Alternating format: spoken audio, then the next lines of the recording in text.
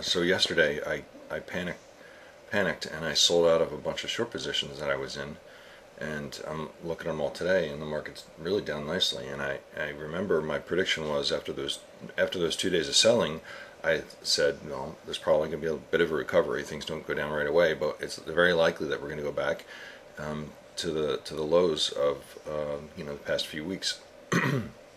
But yesterday, because I was in those positions, I was scared of losing more money, and I panicked and got out of them.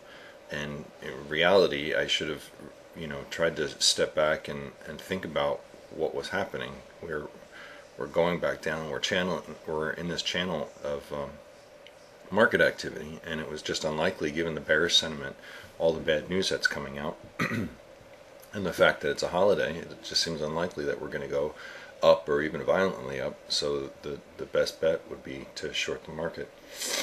And I think that in a bullish market, if you're trying to do a reversal position and you short and it goes against you, it's good to get out right away, because things tend to run up. In a bearish market, though, it's just not the case. So I'll call that a panic and a bad exit. And I'm looking at stuff today, and I doubt I'll find anything that I can get into at this point that meets my risk criteria. There might be something where remember that I follow the crosses of the adaptive moving average over its exponential average, and I follow MACD divergences.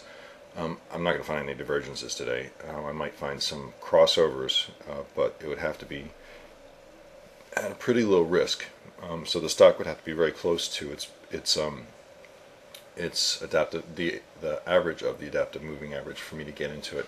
That would be what I would call a stop, and I got to be pretty sure that things are going to continue down. The way it's looking, though, it looks like we're going to drop back down and test the lows. Things could reverse today. It could be a juke out, but I would predict more likely that we'll be back down at the bottoms. I still like those financials. We'll watch how they trade today and see if they break their support. They're both sitting right at Citibank and Bank of America are both sitting right at their support 11, and Bank of America is around 19, and they've just been sitting there since the open, not dropping any farther than that. But if they were to go break through those, you'd have to say they're going to drop another 10%. I would guess, but we'll see. That's it.